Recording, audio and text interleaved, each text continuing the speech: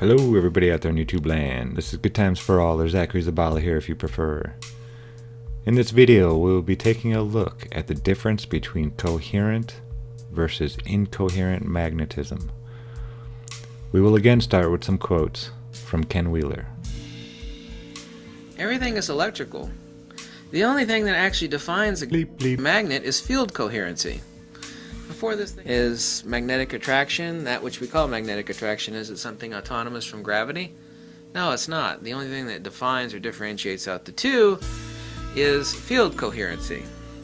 Something separate and autonomous. Well, here's gravity here, and here's electricity here. Here's magnetism. No, all that shit is the same Bleep, bleep. crap. Like ice, water, and steam. They're not different things.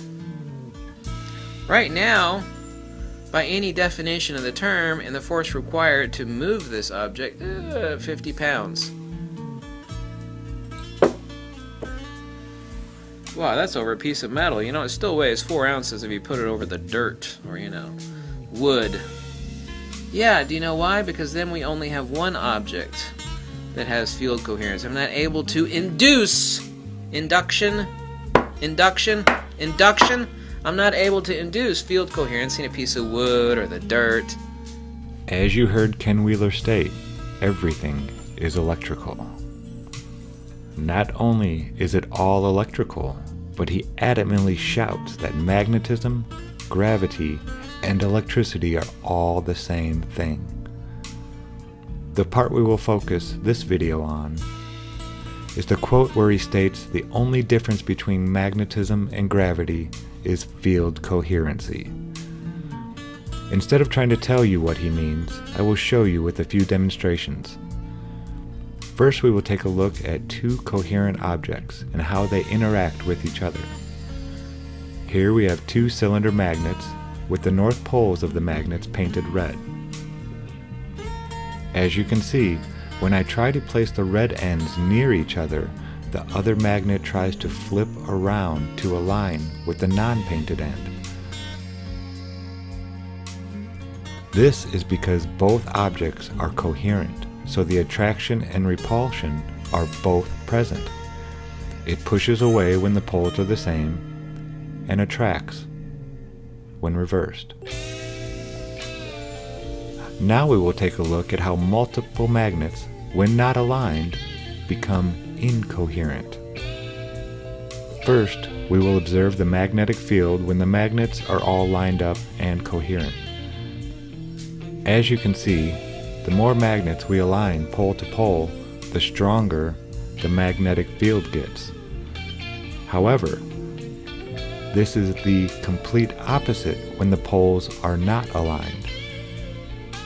As you can see, the more magnets we add to our incoherent mass, the weaker the magnetic field gets.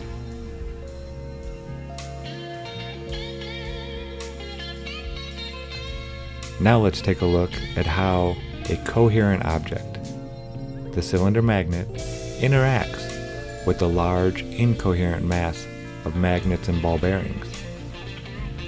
As you can see, the red pole of the magnet is attracted to the mass, so we might assume that the bare pole of the magnet would repel.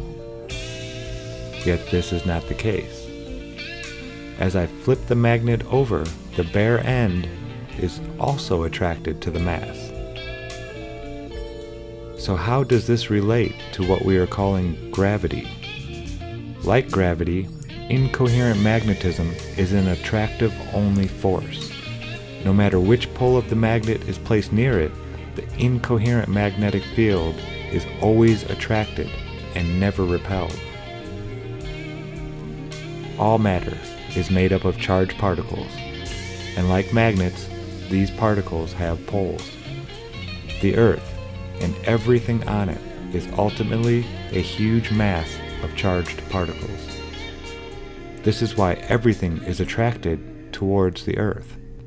There are a few apparent exceptions to this rule, like helium, balloons, and rain clouds, and we will cover this in another video. In closing, the Earth attracts everything to it by virtue of its incoherent electromagnetic field and this is why we find a very weak bias between up and down, and ultimately what we call gravity.